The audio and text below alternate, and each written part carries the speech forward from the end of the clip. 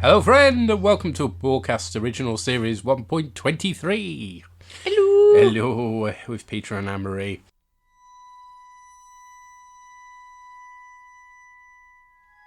See, this is the week, sadly, we had the news about Nichelle Nichols passing away.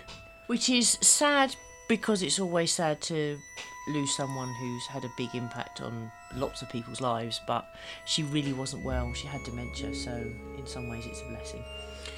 And it's fair to say nobody's quite managed to recapture the role as she played it, and I don't suppose anybody could really. No. So neither Celia Rose Gooding or Zoe Saldana, who are both great actors, don't get me wrong, but they're not Nichelle Nichols. Nobody's Nichelle Nichols, so... bless her. Yeah.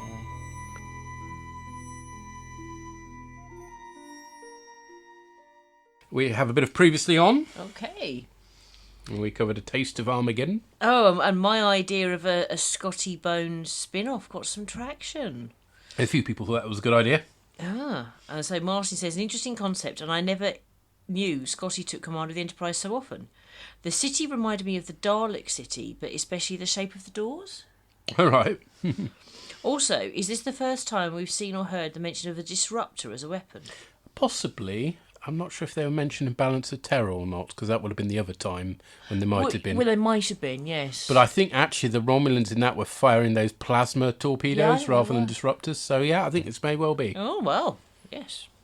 But on to tonight's episode, Space Seed. Yes, can you open my beer, Tar? Yes. Written by Season 1 producer Gene L. Kuhn and Carey Wilbur, who also came up with the story. It's his only credit on Trek. He wrote several episodes of Lost in Space, and 4 episodes of the intriguingly titled Captain Video and His Video Rangers, a 1954 series described on IMDb as being about the guardian of the safety of the world, a private citizen scientist, Captain Video, assisted by his teenage helper, the Ranger, and an army of video rangers, preserves the peace in the far-off future, fighting the evil Dr. Paulie of the Dr. Paulie? Dr. Paulie of the Asteroidal Society. Wow. Has he got some sort of hemorrhoids? Is that what That's he's where poorly my with? brain went as well. And a bunch of other baddies, Nargola, Mook, Cull and Klismok. The show appeared nightly, Monday to Friday, featured many outlandish weapons and techno gimmicks, and was run on a minuscule prop budget. It's having seen a bit of it on YouTube, it features more smoking than Picard's Season 2, and more fluffed lines than a William Hartnell show reel. It's incredible. Oh, wow. I'd love to cover it on Borgcast Galactica, but yeah, maybe not. No. Writing the story is supposed to be a cautionary tale on eugenics, although that kind of gets a bit lost in the mix, I can't help feeling. Yeah. Stand by for some sort of a puke jingle. I don't want to do a puke, but oh dear. Yeah. This was directed by Mark Daniels, another familiar director to us now. Season 1 quality is consistent, as it is, due to returning directors, I rather suspect. Yeah, makes sense. And along with A Taste for Armageddon, this was my most watched episode of the original series, because they were both on the same video. Oh, and that was... It's not the first one I got, bizarrely, just because it was cheap in a newsagent, so I picked up a copy of The Apple. And what was the other one on that one? Peter from the future here. It was The Changeling. Not a very good episode either. Fairly lacklustre Season 2 duo. But this pairing was one of the first ones I bought after that.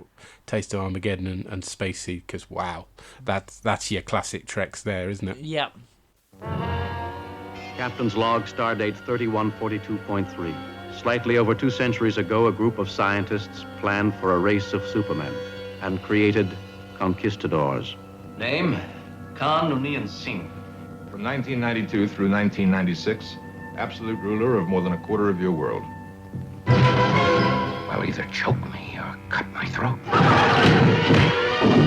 You fled. Why? Were you afraid? I've never been afraid. But you left at the very time mankind needed courage. We offered the world order. I intend to take this ship. Will you assist me? Oh, please, Khan, don't ask me. Leave me then. The battle begins again. Only this time is not the world who will win.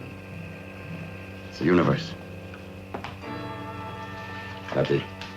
You're no match for me.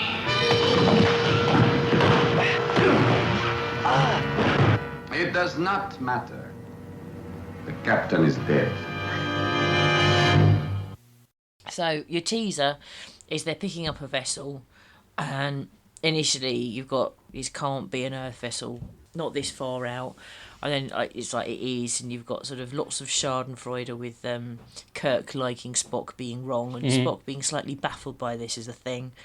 And then it's sending Morse code, and you've got her going, they're sending Morse code, and she starts saying what the Morse code is saying, and Kirk's going, yeah, we all know Morse code, shut up. Yeah. It's a bit mean. Indeed. So it's an old Earth vessel from the 1990s, because apparently we already have... Yeah, kept that secret, didn't they? Yeah. That and the old eugenics war. Yeah. And there's heartbeats, but not at the right speed, and some sort of functioning equipment. And then, they talk about the eugenics wars, but apparently kicked off in 1993. Because, I remember that. That gets retconned in Next Generation. Yeah, it does. For obvious reasons. Originally, the writer intended the date to be 2096, and it's a shame they didn't go with that. Really, yeah, but there we go. It is a bit.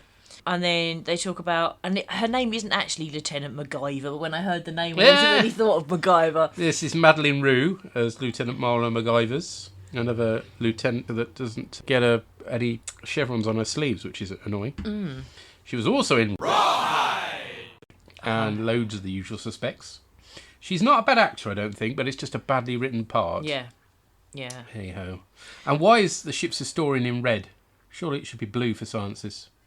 Well, no, I don't think she is the official ship's historian. Yeah, that's what they introduce her as, the ship's historian, who spends all her time just painting stuff, because, why do you need a bloody ship's historian? Well, unless being ship's historian is basically not a full-time post. Well, that's not the way she's introduced. She's introduced as being specifically the ship's historian. Yeah, so it doesn't mean that she's not, as in there isn't anybody else who does the job. Just that ship's historian isn't enough to be a role on its own. Well, the image isn't helped by the fact that when we were introduced to her, she just wanders into her quarters and gets ready to do some painting. It's like, yeah, clearly she doesn't have enough to do in her time. Well, not necessarily she could be on her downtime, but she could be a regular member of the crew who also is well, the at ship's least historian. At least that would explain the uniform. Yeah, so normally she's doing something in engineering, but she is the ship's historian when a ship's historian is needed. Yeah. Basically. You haven't mentioned the glorious Matt Jeffries model that is the SS Botany Bay. Botany Bay. Botany Bay. Oh, no. It's nice to have an actual model ship rather than the glowy light for a change. I'm not sure what the little cargo container looking things are hanging off it. That's always baffled me a bit. But what it was is Matt Jeffries constructed it for potential use as a freighter before the series started, so it was like, we can use that model. Let's get that, dust that off and use that one. I don't like the CG version of it, which is far too busy. I haven't seen it. Yeah, it's not good. I much prefer this model version. Okay, I'll be interested in seeing the CG version because I'm going to show you that. I thought the model was a bit bland. Bit blander. Well, arguably, it hasn't got enough detail on it, but then they go to the other extreme. Oh, so it goes, okay. Well, show me a picture. Let me see. I will do, yes. It doesn't look right. No, it's rubbish, isn't it? The model's better. I don't think I like either of them, if I'm honest. Like, I can understand why they changed it, but it doesn't quite look right. Rubbish. Fine.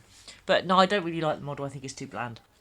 I mean, to be fair to them, it looks old, if you see what I mean, and primitive, which it's supposed to, but I can't get excited by it. I think it's too boring. But that CG one doesn't look right to me either. So they go over to the ship, and you see people in gold fishnet, and the women have all got incredibly pointy boobies. It was the style of the times in the 1960s. And Scotty says it's atomic powered, and MacGyver says it's a sleeper ship. I think it's quite a good set. Yes, I like it. They're all in sort of little bunks, and I like the fact that as Khan starts coming round, because he's the leader, and it makes sense for only one person to wake up initially, to then see if it's worth waking the rest. You see that in other sci-fi stuff. I like the fact that because it's so old and it's been drifting for 200 years and it's not been expected to last that long, it all starts going a bit kaput and he nearly dies. I like that aspect of the realism. This is, of course, Ricardo Montalban. Yay! Now, was he already famous? Relatively, yeah. We saw him recently doing a great comic turn in Naked Gun, which we've watched for the first time in ages, and it's actually aged pretty well. It that has. film, it's good fun. with the exception of O.J. Simpson. Also, he was in the Planet of the Apes films. Okay. Although I would imagine probably behind monkey makeup. Yeah. He was in The Lieutenants, so that's how he ended up with this role, I suspect. I think Fantasy Island came later, which is probably what he's most famous for, certainly in the States. We never got Fantasy Island over here, but besides Khan, he's of a big role, really. Mm-hmm. He was born in Mexico rather than India. As originally written, the character was Nordic, actually. He was called Ericsson. Okay. Presumably earned his riches selling mobile phones. In that case, I like the fact they changed it, because that would have been very Aryan race. Mm. And so actually to change it and make him not white... Yeah. I mean, I realise they haven't got somebody of the right nationality or ethnicity playing another person, but they've at least gone for not white. Exactly. It's not as odious as Benedict Cumberbatch. Yes. So, anyway, it turns out that there's quite a few people on the ship. Not all of the sleeper things are operational, but there's 72 people from the 1990s. So, Tank fly, boss walk, jam, nitty gritty. You're listening to the boy from the big bad city. This is Jam Hot. This is Jam Hot.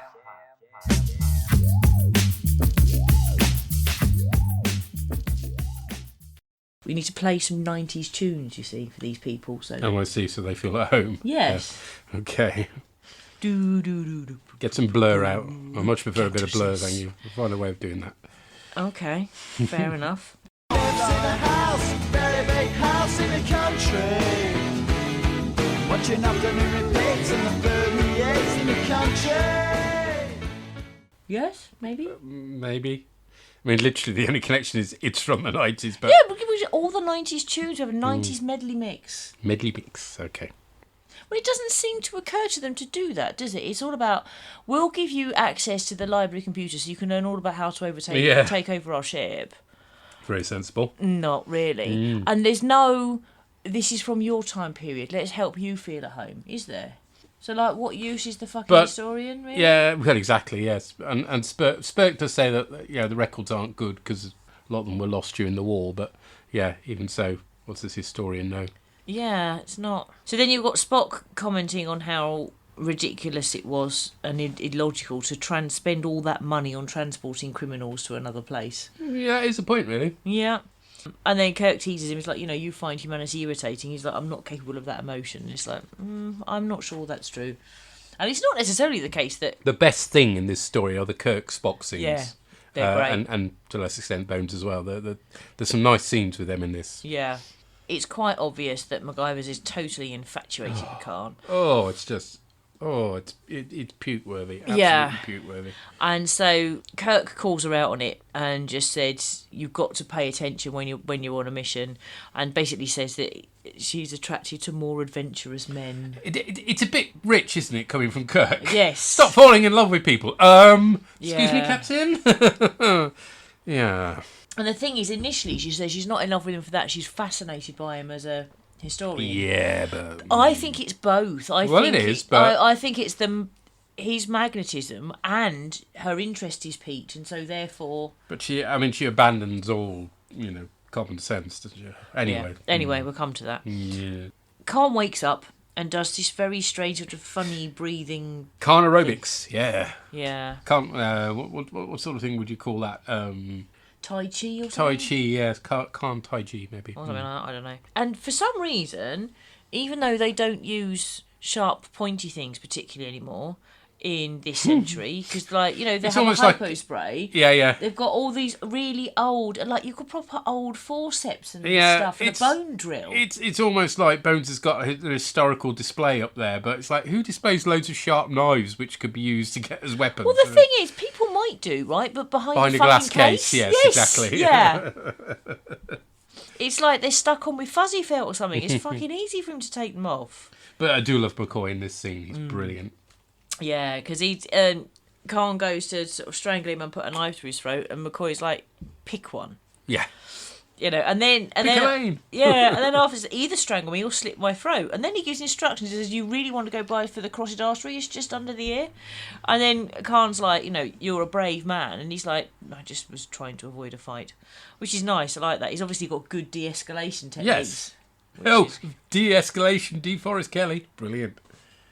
That was unintentional. But fine. I'll own it. And Khan demands to see the captain. Now, at this point, that's not unreasonable. Somebody's been told that they've been asleep for 200 years. It's like, right, can I speak to the person in charge and find out what's going on? That's fine. Although it does horrible flashbacks, that terrible Next Generation episode, Neutral Zone, where you've got that wanky American guy. Oh, Captain Picard. Is that where that came from? Yes. Right. Yeah, he was a wanky cunt. So Kirk appears and basically says, this is how many of your people are alive, but he's not. They're heading for us, because this is where are we heading? And then he says, well, we're heading to this starbase, is that any use to you? And I kind of figure that Kirk feels it's fine to tell him, because they're not on some kind of secret mission at this point. Mm-hmm. So it's fine. Yeah. Right up to this moment, it's fine. It's the, and can I have a look at the technical specs of the ship, please? Like, yeah, sure, go ahead. What? Oh, bloody hell. And it's like, you can have everything you need is in the library. The thing is as well, though, Khan is supposed to be a really intelligent superhuman. Wouldn't he have been better off going, I need to learn more about your time? And then Kirk shows him the library, which is reasonable response to that request. And then because of his being really intelligent, Khan uses the library to then find out the specs and everything from the ship. Wouldn't that be better written? Yes. But yes, this whole sort of you're very cooperative. Should that not be setting alarm bells ringing? And yes, Spock is saying that it's quite possible that Khan is the product of selective breeding. And in 1993, a whole load of supermen took power in over 40 countries. But then they all fell out with each other because they all have big egos or something. Yeah. Yeah, okay. And then I'm afraid my notes changed slightly because I just noticed how odd Khan's shoes were. They look like some kind of fucked up proto-Crocs of wrong. Yes, I don't know if that was supposed to be sort of genuine Indian footwear or something. I don't know. It looked rubbery. It's quite odd. And then MacGyver comes in and he criticises her hairstyle. She says it's comfortable. That ought to be the point at which he shuts the fuck End up. of, yeah. He says, but it's not attractive. Well, that's none of your fucking business. So then he rearranges her hair. She's clearly really uncomfortable at this point. Just walk out, woman. Walk away. And then when her hair's been rearranged, it's a fucking mullet anyway. Yeah, I know. He just literally pulls some bits out the back. That's not an improvement. I'm sorry. You're not no hairstylist. No. Khan's cuts. Who's going to go there? Oh. Here she is. Oh. Sorry. He just looks. It's like someone walks in with like it's all gone to pot and it's all really matted, and he goes, she tasks me. She tasks me. Sorry.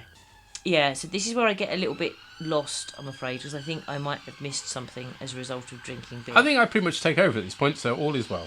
Oh, good. I'll just carry on drinking. I have got the odd note during your section. That's why I need to find a way of sort of marking my notes so that it's clear what's me and what's me commenting on your bit, if you see what I mean. Khan compliments MacGyver on changing her hair for him when she comes back to see him. He crushes her hand to get her to submit to him. It's just like, really? Who puts up with this? But unfortunately, some people do, don't they? Well, the problem is that by now, he's manipulated her enough that... But you kind of... I mean, you can see this happening people in relationships now, but you kind of hope by the 23rd century that they got beyond that, but apparently not. No. Well, the problem is that he's not from the 23rd century. No, but even so, she should be intelligent enough to see through that sort of shtick by the time you get there. But she was, I think, possibly hypnotised by him. Because they talk about his magnetism, and she does come over all sort of slightly odd, doesn't she? Very early on. She is in his thrall very early on, and he uses that then to his advantage. The senior staff sit down for a meal with Khan, and Spock tries to do the captain's digging for him as to their visitor's identity. And Kirk has got medals on his shirt, which you'd normally expect. The little strips with nothing actually hanging off. And then he's got one that does, but it just looks like a fucking spoon. Back in his room, MacGyver apologises for Khan's treatment. She compliments him on being a charismatic dictator. Yeah. Nice. He pours on the emotional manipulation, demanding she assist him to take over the ship.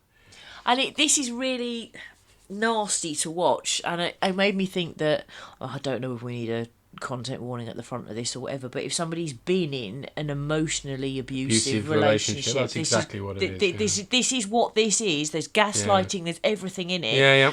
And at this point, if she's that besotted with him, that's one thing, fine, but she should resign her commission because she clearly can't work against her ship. The fact that she doesn't prevents you from empathising with her, I'm afraid. Because it's like, fine, okay, I'm in love with you, I'm going to spend the rest of my life with you, whatever, fine. Just resign your commission then, because you can't hold the two.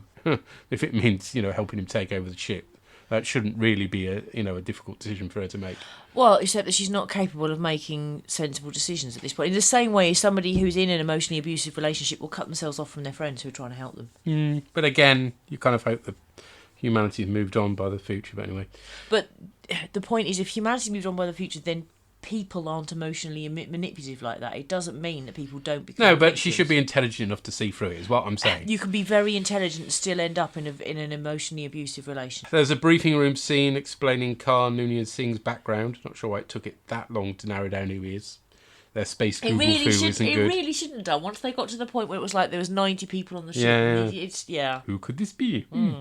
Scotty tells us how much admiration he has for the evil, manipulative dictator.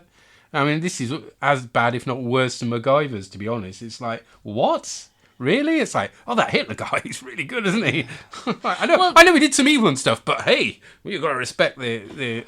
You don't tend, as a rule, to get that with Hitler, but you do sometimes get it with Mussolini and Franco. I'm not. You shouldn't. But you get people who are like, "Oh yeah, Mussolini made the trains run on time." No, he fucking didn't, and B, he was nasty. But people seem to forget that and admire other things about him. Kirk describes Khan as being the best of the tyrants. Wow. Spock is unsurprisingly confused. The captain says they can be against Khan and admire him at the same time. Illogical, says Spock, and we agree. Really? I mean, come on. Kirk interrogates Khan, who they've confusedly put in a Starfleet uniform for no good reason. Why? What's he doing in that? They have previous on this, of course, because Captain Christopher in Tomorrow's Yesterday. Yeah. Yeah. We need to stop handing uniforms out like they're sports shirts or something, Oh, you want to join our team? Wear our shirt. He points out how inferior the captain is to him. What a charmer, eh? Khan does some more breathing exercises and wrenches his door open. Bats the security dude down the corridor, which is a really well-performed stunt. I'll give him that. Somersaults his way down. MacGyver's is holding a phaser on Mr. Kyle. That's the original one. More of that when we cover Strange New Worlds. He gets judo chopped by Khan, who then beams over to the Botany Bay and revives his crew. How come no one on the bridge realises the transport has been used? Well, we asked this question, but of course that's an issue in Next Generation as well. So it's a technical thing that's never occurred to anybody for some reason. All Khan's men are in red jumpsuits and the women are wearing the fishnet body stockings. Oh, that's just... I hate that. Yeah. Joachim gets name-checked, although this is different to Joaquin that we meet in Wrath of Khan. I've only just realised that by looking at Memory Alpha and realising the spelling is different, but there you are. There's one's QU and the one's CH. Wouldn't it make more sense if it was the same person in Wrath of Khan? No, apparently it isn't. What, there's somebody with a really similar name, but no, don't. That doesn't work. No. Security finally informs Kirk that Khan has escaped. Don't! Security really aren't very good, are they? Not only that, but Khan has taken over engineering and taken over control of the entire ship, including life support. Spock points out that Khan has made good study of their technical manuals. Don't! With most of the crew passed out, Kirk wastes his breath recording commendations for his bridge crew, because that's the best use of his final breath, isn't it? But we've seen that. It's a Star Trek thing. Oh, gosh, which one was it? There was a Next Gen episode, one of them, where they're watching... and it's not one of the ones where they all deteriorate. I can't remember which one it was, but it's there. It's. I don't know whether they took it from this, but it is a thing that's what they do. And when you're in command and you're dying, you say how wonderful everybody else is, and then cork it or something. The next scene is a bit of a jump to Khan ordering the crew to help him. So they've all recovered and they're all in the conference room except for Kirk. This is one of those times where it's apparent you need a decent-sized crew to operate the Enterprise because he needs them to help him. So that whole thing about it only takes 3 people and a few computerised systems is just rubbish. It makes more sense that it involves lots of people, doesn't it? Exactly. One of the GM humans slaps Uhura, and finally MacGyver shows some spine and stands up for her.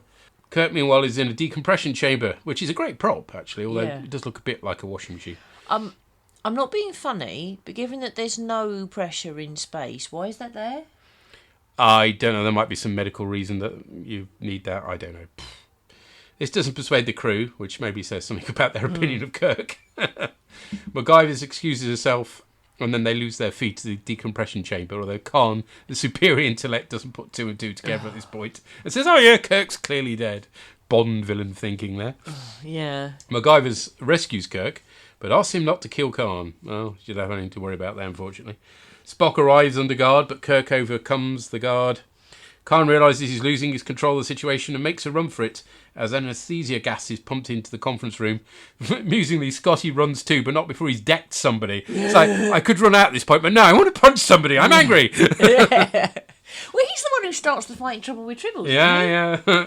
Khan is in engineering and puts the engines onto overload. We get a fight between him and Kirk, including flying kicks, two-fisted strikes, and the usual overuse of body doubles in close-up. Oh, I mean, there's two things about this fight that were really terrible. The first was when Kirk gains the higher ground, but instead of using it to kick out, like with force, at Khan's face, he uses it to wrap his legs round Khan's neck in some kind of weird, fucked-up wrestling move. I was going to say, he's been watching too much wrestling, hasn't he? And then the stunt double, you get a couple of times where you spot them, but you could kind of argue, well, maybe... Old tellies. On old tellies, you wouldn't spot it. But then you get this really fuck-ass long scene where I even recognise the stuntman as somebody who cameoed as a non-speaking role on the bridge. It lasted that long. I was like, ooh, I can spend time looking at your face and thinking, where do I know you from? In the end, Kirk takes Khan out with a piece of pipe and switches off the overload. The pipe doesn't look real at all. I mean, not even slightly. A hearing is summoned, as though Khan were a member of the crew, which is all a bit odd. And for some bizarre reason... Well, it's because he put him in a uniform and made him a member of the crew, obviously. Yeah. And for some bizarre reason that will never come back to haunt him, Kirk drops all charges and decides to maroon Khan and his followers, including MacGyver's, on SETI Alpha 5. Yeah, I wouldn't mind, but humanity already made that mistake in the 1990s in just sending him off into space and it rebounded on the Enterprise. You'd have thought Kirk would have learnt the lesson, but no. Spurt ponders about what they might discover if they return in 100 years. Well, won't take that long. Exactly. Kirk originally had a line about hoping that Khan wouldn't come back to find him, which had been even more on the nose for what occurs later. Yep. But there we go. Overall, I like this episode. There are some fantastic performances. Yeah. Some very good lines. There's a real threat to the crew. You think that at one point that Khan might actually succeed, so you've got Kirk's Moriarty here. But partly that's because the crew act like they're so stupid at times, again. And then you've got the icky sexism that oozes all over the place, and the manipulation, and it's just horrible. And the thing is, it's not bad to portray that sort of manipulation, but what's bad is that Kirk's response is to turn around and say, yeah, you know your abuser, either you can go and live with him for the rest of your life while being marooned, or you can lose your commission. When what he should be doing is rescuing her first and foremost, and then... there's then some kind of, court-martial ever to find out and what again, happened to her. My base feeling is that by this point in the future, surely we've moved on by now. It just that's the really icky bit. Yeah, but he hasn't. Khan hasn't. I know Khan hasn't, but that she should be immune to that by now. No, that's not the way it works. Well, it's not the way it works now. I understand that. No, but she won't be immune. Future, in the future, if humanity is involved, people don't behave that way. So... where are her red flags coming from? What I'm saying is that by the future, women will be strong enough not to stand up to be treated like that. No, it's not about whether you're a man or a woman, because men can be abused like that. Yeah, all right. Men or women, for that matter. But the point is... What I'm saying is the whole, vision of Roddenberry, which he fails on so many times, but, the base vision of Star Trek is that we've advanced in the future. Yeah, so in other words, there's no victims of that crime because that crime doesn't exist. You need to make sure you blame the perpetrator and not the victim. And equally, if those perpetrators aren't around in our future, where are her red flags coming from? I know what you're saying is that it's a bit like somebody from the future coming into contact with somebody who's got a disease from the past and won't have the immunity that people from that age might have had. I can understand that, but on the other hand, the whole point of Star Trek is that we've moved on. Yeah, but it's not... And developed, and But Khan hasn't. I know he hasn't. That's not the point, though. But that's what you're getting wrong. You're victim blaming. They'll be bumping into speed. I mean, like, take the Ferengi, for instance. The way that people from the Federation deal with the Ferengi is like they don't fall for their shit because they've moved on. Yes, the Ferengi are acting like, people from... in the 1990s. Funny that. But ultimately, the Federation women that we see are all strong characters that will not fall for that sort of shit. Except that people can still fall for things, as we see with Deanna and that. Oh God! No! Don't remind me of that episode. But was he the cheese wanker? He was the cheese wanker. God, that takes us back, doesn't it, to early days? Do you see what I mean? She's evolved. Yeah. Wasn't there some sort of psychic effect that he had over in that? And the argument that was often made about eugenics was that superhumans, as it were, would also have some form of psychic ability. Hence my comment about it's the hypnotism. Hypnotism might be the wrong word, but she's enthralled very, very early on, isn't she? Yeah, and I'm not comfortable with that, but there we go. Now, you're not saying you should be comfortable with it. What I'm saying is stop victim blaming. It's not her fault. She is not responsible for the way she's treated. I'm not victim blaming. That's how you're coming across. I'm writer blaming. I feel like they should be writing the women as stronger characters. But you can be a strong woman and still end up in an abusive relationship because you don't. Usually, this doesn't. Fine, but usually it's something that goes wrong slowly over time, and by the time that's not the case here, is it? It's like instant. No, but hence you've got that instant enthrall magnetism thing. No, so it makes Khan worse. And what happens is that for me, it's no reflection on MacGyver, but it's absolutely a fucking reflection on Kirk. Yeah. Yeah, it really makes the ending of that. Awful. My feeling, I'm afraid, is that the writers were writing like that. Yes, this is an amazing guy who's got this effect over women. And it's like, that's not amazing. That's just creepy. Let's not do that. It does chime with Thunderball. I don't know whether Thunderball was contemporaneous, but the song Thunderball, as in the theme song from the Bond film, contains the line, "Any woman he wants, he gets." Yeah. And that's very much how I thought of the way that Khan was being written. Definitely, yes. But that's very much, 1960s, 1970s. Yes. But that's when the show was written. Mm-hmm. So I don't have a criticism of the actor's portrayal. I'm not saying she's good at. She does a good job. I have a problem with the writing. Is my issue. But there you go. I don't know. I wouldn't have a problem with the writing if the ending was good. If Kirk recognised that she was a victim of abuse, then I would say this is Star Trek being ahead of its time and tackling the issue of emotional abuse head on. But because Kirk's like, you liked him, so you got to live with your abuser. That's awful. It is. It's really bad. Shall we find out what other people think? Okay. We've heard from Boss, who writes, "It's very sad that I'm writing this only a few days after the passing of Nichelle Nichols, but at least she got to play a part in this episode. She got again to show what a strong character she had created, even taking a slap to the face defiantly." Yeah, she glares at him, doesn't she? Yeah, compare her with MacGyver's, and it's like, she's standing up to him. True, but she wasn't hypnotised, or whatever it was he did. Hypnotised.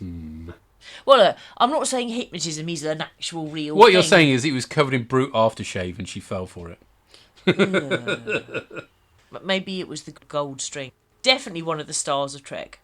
It's hard not to see Space Seed as a prequel/origin story for Ruffle Khan. This did mean that while I couldn't remember much of the episode, I did know that Khan was going to cause trouble and end up being exiled. I found the scenes where they were discussing history interesting. World War III being in the 1990s made me smile, as well as the idea that deep space flight without cryo chambers was possible from 2018. Yes. Did those dates move later for Star Trek series and films? Yes. Yes. The world being taken over by a small number of dictators sounded scarily realistic, though. The main thing I didn't like in this episode was the character of MacGyver's. The way her character swooned over Khan and betrayed the crew was a little far-fetched, and I'm not a fan of the soft focus camera work they have used before on female characters. I can't remember if she's mentioned in Ruffle Khan. I think she died. She's not mentioned by name. That's a bit frustrating, but he mentions my wife. Yeah. Many of my crew died, including my wife, and it's like, well, you could have at least name dropped her. That's a bit. Yeah. So I don't think whether or not betraying the crew is far-fetched. I'm genuine. For me, it seems like a massive stretch.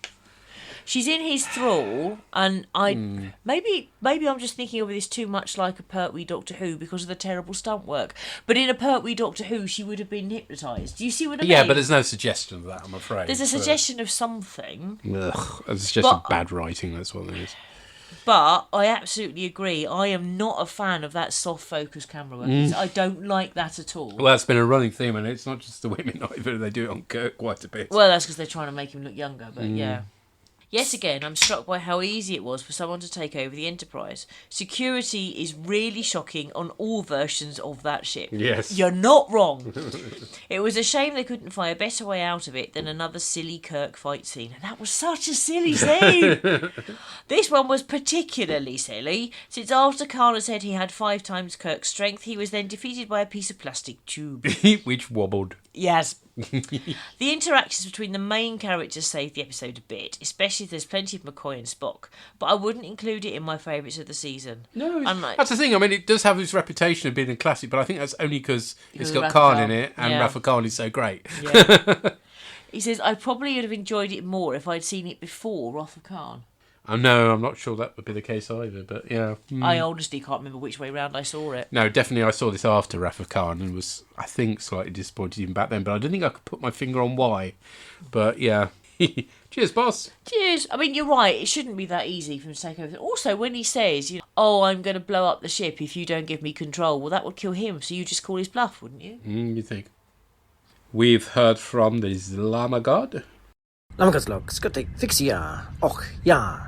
And I would do anything for love, but I won't do that. Now, this is the point where you're going to expect me to make some sort of wisecrack about how this is meant to be considered a classic, aren't you? Well, I'm afraid that I'm actually going to have to disappoint with this one because it really isn't. Now, it's become some sort of surprise, but I've only seen this episode once before, I think, when I obviously read the James Blish adaptation as well, but I think I only saw this when it was being repeated in the 90s, and that would have been on an old analog TV of the time, and at the time, they're doing a number of things that I just really wasn't aware of, and I like to think that I've grown. But yeah, there's a lot about this episode that is really, really problematic, and which I found actually very difficult to overlook, despite the place in culture this episode actually holds. Spoken before recently during Picard Season 2 about how Khan's naming and ethnicity is slightly problematic, and it's brought to the fore here, really. I didn't notice before when I saw this on BBC 2 those decades ago that Ricardo Montalban is actually in brownface. I thought at the time that he was just quite particularly well tanned, or maybe he'd just gotten over tan for the episode or something, which I guess is a bit problematic, but I didn't realise they'd actually gone so far as to brownface in which they appear to have done so, and I only just noticed that on high def. Not only that, but when he's identified, he is said to be Indian, and he most clearly isn't. Now, the background of the story had superhuman soldiers all over the world. Why, when they'd cast Ricardo Montalban, couldn't they not have changed this particular character to be someone who was a bit more appropriate, shall we say, to the casting they was given, as opposed to them just not being able to find someone Indian and brown-facing someone and hoping they'd get away with it? And obviously they did, because it's the 1960s, but you can't use that as an excuse for everything. I'm fairly sure we've seen some Indian actors in Star Trek, and I'm fairly sure they could have got someone if they wanted to, and they wouldn't have to resort to brownface. So, yeah, the moment that it's revealed that Khan is meant to be Indian, well, you can probably imagine Joe's reaction. Oh, fuck off, is basically the reaction. So, yeah, and I kind of agree with him on that one as well. So it's a little bit racist. And not only is it racist, but the whole idea between the emergence of superhumans is because of selective breeding, and I always thought that it was to do with genetic manipulation, and the whole introduction of Nguyen Sung in Picard Season 2 seemed to suggest that that's where we're going. No, but the original idea was that it was just selective breeding, and given the emerging prevalence of the great replacement theory in some cultures, leads to the whole idea that they were just selectively bred into existence and they're people of colour. That makes it a particularly dangerous idea at the moment, and just adds to the racism. And on top of that, the whole relationship dynamic between Khan and MacGyver is particularly badly handled on both fronts, really. From the MacGyver point of view, I guess I can understand what they were going for, that she was both attracted to the idea of someone from the past and also who he actually was. There is something in that idea, but the way that this is written and acted, or maybe just directed, it just comes across like she is fawning over him like a teenager, to the point that even Kirk in the episode gets to call it out because it's so bloody obvious. This isn't meant to be just one of those artifacts of the time. It is just so blatantly obvious that that's what she's doing, and that really does her character a disservice, I think, and we don't really learn much about her apart from the fact that she lusts after men that she finds in freezers, which brings a new meaning to Mum's Gone to Iceland, but anyway. And from Khan's side, he's just an absolute arsehole. He just negs her completely in a way that Babylon 5's Byron would be very jealous of. It comes to the point where Khan says at one point, I find this tiresome, and Joe replied, I find you fucking tiresome. Talking to Khan, that is, not me, I hope. But yeah, that whole dynamic is just poisonous and very toxic and very, very unpleasant to watch, really. I know there's the idea that Khan is meant to be this charismatic villain, but it really doesn't come across at all in the way that he is portrayed here. He is just an arsehole, really, and the only thing that really saves it, if you can call it being saved, is the strength of Montalban's performance. intelligence and his just general charisma. So it kind of works from that point of view, but from the writing direction, not really, not at all. And we also get the wonderful scene where Kirk and co, apart from Spock, thankfully, say that they admire their achievements. They're like, yeah, okay, that's really not the words they've used, and I'd expect it different from the 23rd century crew. I mean, yeah, you can perhaps acknowledge the scale of a tyrant's achievements, you can learn from it, there's always lessons to be taken away, you can possibly even be going so far as to being impressed. That doesn't mean it's a positive thing, but admiration? Yeah, I don't think they'd have gone to admiration. Expressing a sentiment like this, especially so soon after World War II, when there were tyrants doing hideous things, I don't think anyone would have said that they admired them, although, as we're learning from the state of the world right now, there's plenty of people that do admire them, so who knows? So generally, I mean, I won't talk about the ideas behind the story itself, you'll have done that already, but for me, personally, and much to my surprise, this isn't an episode that I'm going to be returning to. It's just far too racist and far too sexist that I'm not going to be returning to it, because for me, personally, this is up there with Mud's Women, which is a shame, but it is what it is. And I think it says a lot, really, about how things haven't changed over time, or hadn't changed over time. This was the episode that Nicholas Meyer decided to create a sequel for when he was searching for story ideas for Star Trek 2. I mean, sure, yeah, there is that strong idea of Khan being marooned and all that, but it obviously says something about the fact that all the other issues would have gone straight over his head. I mean, yeah, obviously they didn't blackface Montalban in Wrath of Khan, so that's something, but yeah, I would have sidestepped and just ignored this episode, really, if I'd been picking a story to choose from. But yeah, that's just me. I'd have gone with Spock's brain. That's definitely just me, isn't it? On the plus side, though, we do get to see Scotty taking out one of the superhuman henchmen with a single punch, which is just going to prove how hard Scotty actually is. We do get the whole idea that these evil superhuman tyrants came for the early 1990s, which does suggest that they were there taking over the world whilst Robin Hood, Prince of Thieves in the cinema and Meatloaf was at number one. And if nothing else, I have learned that I still cannot hear the words Botany Bay without uttering the Pavlovian response, Botany Bay, oh no. Yeah, I just can't do it, and Joe just couldn't put up with me doing that all through the episode. But yeah, it's been an episode to experience. There's definitely a nugget of an idea there, but the execution is so far off the mark, really, that they aimed for City Alpha 6 and hit City Alpha 5. So I'll be interested to see if anyone shares my somewhat surprisingly low opinion of this episode. I hope everybody's looking forward to exploring some strange new worlds imminently, and until next time, glory to you and your cast. Thank you. Yep, completely agree, I'm afraid. Yeah. Ultimately, clearly, Ricardo Montalban isn't an Indian actor. No. And what's worse, they actually have certainly an actor of Indian descent in the episode. Yes. One of the crewmen. Let's just look up his name. No, I spotted him. He's on the navigation station. Yeah. Reminded me a little bit of Rishi Sunak. Probably. Yeah, Lieutenant Spinelli. Yeah. This is his only appearance, although McKee Blaisdell will come back as crewman Singh in season 2, apparently. But yeah. So yeah, it's not like there aren't Indian actors out there. No. I think there is something about Ricardo Montalban being quite a charismatic performer, but there may have been Indian actors out there that they could have done that. Well, but they could have just wrote him that he was a dictator from Mexico. That would have been far far better. Sense. Why not do it that way round? Exactly. Yes. It would have made far more sense. And I mean, he's clearly portrayed as a baddie. And, you know, it's a bad thing that these, if not genetically modified, then at least certainly bred people are, you know, that's a bad thing. But, yeah, as you say, you know, Kirk, Scotty and McCoy sitting around going, but you got to admire them, haven't you? He was like, no! For heaven's sake! No. Why? No, you Why haven't. would you do that? I don't know. Because that's not right. That casts them in a very bad light. And also, it's like you say, they could say they achieved a lot. You could say, you know, there are comments you could make, but not you've got to admire them, because no, you don't. You know, they could have phrased it differently and got a similar point across, couldn't they? Yeah. The whole thing about Nick Meyer taking the Khan character, because I think he is the strongest villain that Kirk comes up against. Yeah. The only one who comes close is the Klingon that comes back in Deep Space Nine in Errand of Mercy. But ultimately, actually, you know, Khan is definitely the best villain. Because he's just as narcissistic. narcissistic. Interestingly, what they do with him in Wrath of Khan is take away that horrible sexual manipulation side of things, because his wife is dead and he doesn't attempt to manipulate any of the Enterprise. And he's not brown-faced. Yeah, so actually I think Nick Meyer takes what is actually a slightly flawed character and makes it far better. And I think that was always my feeling when I watched Spacey, was like, this isn't quite what I'm expecting from Khan and from a Khan episode, ultimately. Yeah. It's far too icky for my liking. So, yeah, actually, I give Nick Meyer a bit of credit with actually improving the character in that one. I think the other thing as well is that when MacGyver is sketching Khan, she puts him in a turban. Yes. And also draws somebody that doesn't look much like Ricardo Montalban. Well, I just thought she was a bad artist, to be honest. Yeah. But if they had done something, not necessarily a turban, because in case that was offensive, but some kind of headgear instead of the blackface. Yeah. Because there are quite light-skinned Indians. Exactly. Yeah. Yeah, they could have gone for that as a way of making him come from a different country without being that offensive. Yeah.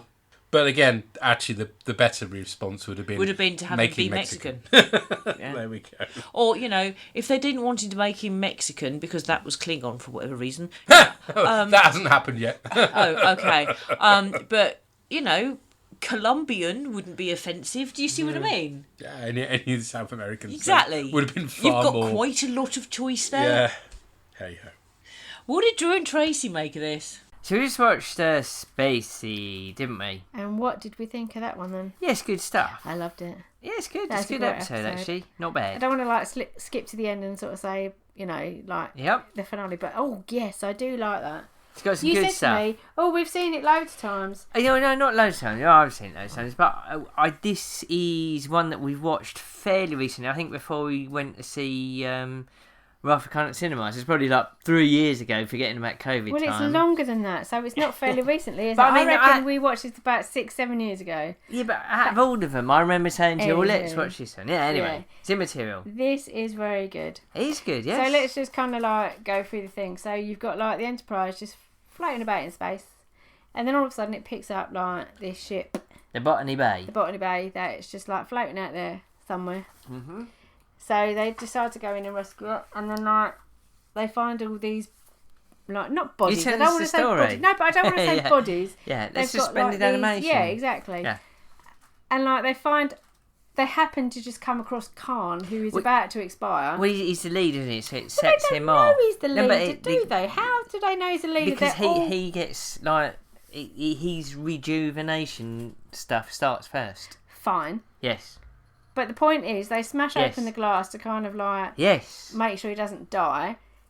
And bearing in mind he's been suspended in animation for 200 years, and they pull him out, and he's huffing and puffing in Kirk's face. Yeah. Not being funny. I don't even fucking like you morning after, Cheers. Yep. morning breath. 200 years. I would 200 not years be breath getting... of not cleaning your teeth. Yeah, it's not. I would not be getting close not good. to that mouth. No. Just why would you? Ricardo Montalban is excellent in this. I mean, he's a bastard, completely and utterly, but he's such a good actor, You can't help but just love him. Yeah, he's Ricardo great. Montalban. Oh, he's brilliant. He's so smooth, isn't he? Oh, he's just so horrible to MacGyver, isn't he? Just completely dominating her, and Go! No, you have to ask to stay. I know, he's just so fucking domineering. But he's good though. He's good. He plays the character well, but just a horrible person. Khan's a cunt, isn't he? Yeah. He really is. But then, he becomes a real bully when he's trying to break off her hand. And, yes, yeah. Oh, open your heart. Oh, he's and what else, Khan? You misogynist, want me isn't to open something? He's a bit smart. I know, he's really domineering and he's a bit he's a ladies' man, isn't he? But he's just a bit smooth. Bullyish as well. He is, yes.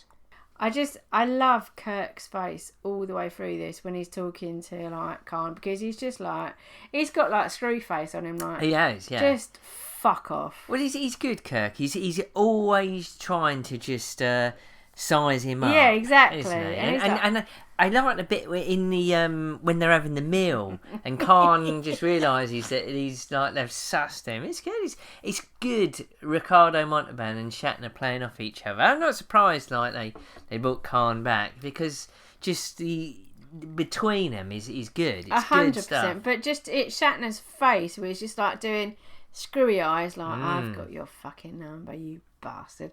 I love it. But I know we always say this when they did the Kirk and Khan fight. Yes, we do so, always say this, but this was the worst we've ever seen. You could not only see him clear, it was almost like a right his face. Absolutely, you could of the see stuntmen. Khan's hair coming Oh, off. it's the because worst it was just, of any episode so far. Just ridiculous. The stuntman fight, yeah. Yeah, and I just have to say, like, you know, the last thing, set the Alpha 5. Yes. In that accent. If only they would go back to it one day, eh? Who knows? Yep. In the future. Anyway, should we leave it there? Yeah, excellent. I really episode. enjoyed it. Really yeah, good it stuff. Was good stuff. Yeah. Huge stuff. Leave it there. Okay. Take it easy, guys. See you later. Bye.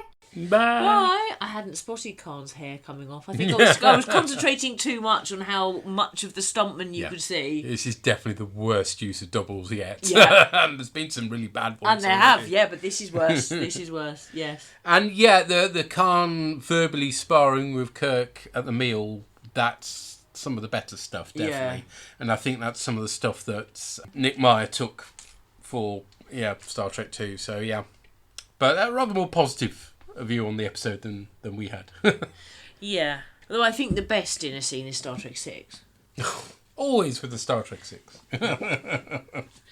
Says he who obsesses over Star Trek 5. Yeah, well, that's clearly the better film. Right. Yes, find out what Pieman thought. Hello, Args. Parry here to talk about Space Seed. This was one that we've been looking forward to for a while. Probably one of the better known episodes of TOS, and indeed it's still pretty good. For starters, we've got a nice spaceship model in both old and enhanced. I think the old one in particular shows, I believe that was a kit bash from a submarine kit or something, but the Botany Bay looks quite good. And you know me, I like it when people make an effort. We've got that nice set of all the sleeper capsules. That's done quite well as well. I think they do a good job of making the ship look bigger than it is. They've only got a few capsules, but they seem to make it look like there's a lot more. In fact, they've only got a few of Khan's people, but they do seem to make their numbers felt. And yes, the plot is they defrost this guy, who turns out to be a late 20th century tyrant. Now, it's very easy for us to go, ha ha ha, yes, I all remember when Khan ran the eugenics wars in the 1990s, and led to World War III, and the records were lost and all that. But it is worth remembering that, and in fact, I almost look at it as kind of one of those things of the future that could have been, that back then, 1960s, we were just short of the moonshot. It's a couple of years before Neil Armstrong walked on the moon. And if you consider we're still only maybe, 60 years, not even that, away from the first flight of an aircraft. So they're saying, we're just about in 60 years gone from a plane taking off to going to space. Yeah, 1990s were realistic for us to be sending sleeper ships and whatnot, obviously. In many ways, it's kind of sad that now all our sci-fi is sitting several hundred years out, so that it's, and it's not looking that advanced. It's kind of a lack of ambition on our part, but I digress. Ricardo Montalban, again, there is the criticism. They wanted Khan to be Sikh, and so they got the nearest person who was vaguely brown, in this case Ricardo Montalban. But he does a fantastic job. You can see, yes, you quickly get the idea that he's a wrong one. McCoy gets a lovely scene in that one, actually, when he's holding the knife to McCoy's throat, and he basically says, choke me or cut my throat, but make a choice, and then suggests the carotid artery. But you can see kind of the magnetic, domineering personality. And also, one of the bits that I actually find quite disturbing is when he's doing, all the stuff he's doing with McGivers is awfully creepy. And I was, oh god, the thing with her hair, and then the whole thing about, no, leave, no, now you must ask to say, it's like horrible, abusive behaviour. And then you remember he's not the good guy. And we are being told, yes, this horrible, abusive behaviour is coming from a guy who was a tyrant. Now, they do have a bit of a thing of, he was one of the better ones, no death camps under his. And Spock's sitting there going, are you all high? But they do point out, it's like, we have a critical admiration, but we don't agree with him, just on that. And of course, Khan eventually, rather too easily, I think, takes over the Enterprise. Dropped the ball there about Kirk. But I do like the crew not doing anything. And while I always prefer Uhura to have lines, I actually like the fact that when he's telling her to switch on the screen, she is flat refusing. And Nichelle Nichols does a lot with a look, with some looks there. When the guy slaps her across the face, the look back is not fear. That's a look that could kill. It obviously does eventually end up with William Shatner stuntman and Khan's stuntman having a fist fight in engineering, which I don't know. I knew it was going to go that way, and I suppose that's how it goes. I just thought I'd have preferred Kirk to have to outsmart him rather than outfight him. I think this was the thing. Khan's much stronger than him, and I've never noticed the stuntman before, but they just jumped out at me in this one. And I just would have preferred Kirk to be able to outthink him, like we see in Star Trek 2. But yeah, overall, it's still a solid episode. It doesn't sag. It rattles. I mean, I know what's happening. I know the story beats all, but it's always a good episode. So yeah, this one is well deserved. I mean, I've got my own gripes out. Khan is the Star Trek, the TOS nemesis. It's not really, because it's not really a nemesis series kind of thing, but still, very solid episode. You can see why they made Star Trek 2 out of it. So all it remains to say is do keep up the good work. I also look forward to the podcast, and I'll hopefully be back in the next episode. But until then, bye for now. Thanks, sir. Yeah, I mean, again, to give Nick Mayer his due, there isn't a villain that appears in more than one episode. So, you've got to pick the strongest one from one episode, and I think he did pretty well. Yeah, he did. He has got a charismatic performance. And I wonder whether perhaps part of, in the same way that he's hypnotised or whatever it is done to MacGyver's, has he somehow put the others under his allure when they say they admire him? Yeah, they don't come out of it well either. They don't, but I just wondered that. Is it not... Critical admiration is quite the phrase, isn't it? It's carrying a lot of weight. Yeah, I think it's too uncritical. Yeah, exactly. Yeah, but I just... Is his charisma such that it isn't just sexual allure, and that's why they're saying we admire him? We don't see that level of charisma, and really he would have had to come across as just an amazing guy in order for Kirk and McCoy's comments to make any sense. Yeah, and he doesn't come across as that amazing. I don't blame Ricardo Montalban for that. Again, that's the script not quite taking up the weight, really. Yeah. But yeah, Nichelle Nichols is really good in this story. I mean, this is a good episode of sort of giving testament to her acting, because whilst she doesn't get that many lines in this, she's awfully strong in it. Yeah, she is. And you're right. In the 60s, given that at that point the moon landings were about to happen, the idea that we'd have spaceflight, albeit only when cryogenically frozen, in the 1990s. I remember when I was a kid, it was like, it's only been a decade and we'll be living on other planets, Yeah. Yeah, it didn't happen. No. Aboo. Aboo. We stopped trying to...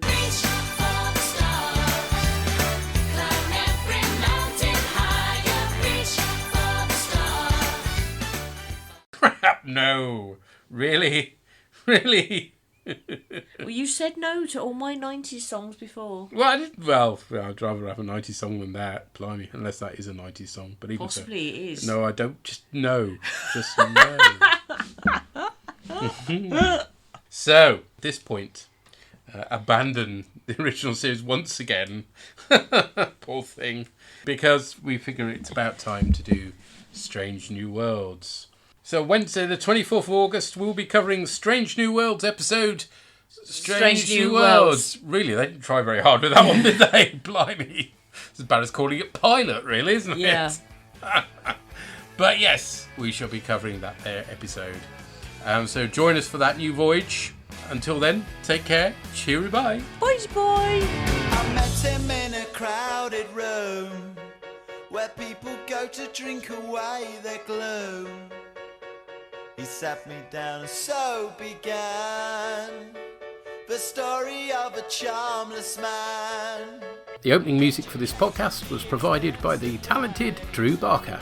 The artwork was created by Andy Pelastides. All music referenced is for illustrative purposes only, and no copyright infringement is intended.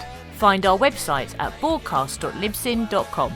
And we have a YouTube channel as well. You can find the Borgcast playouts on Spotify for your listening pleasure. Visit our Tumblr site at borgcast.tumblr.com, where you'll find images accompanying the episodes discussed in this cast.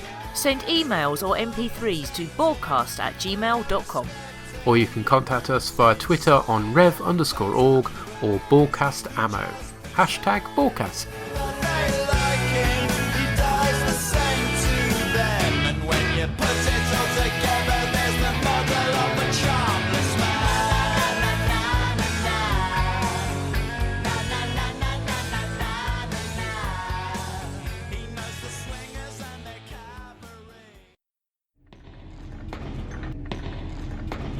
Shut it down!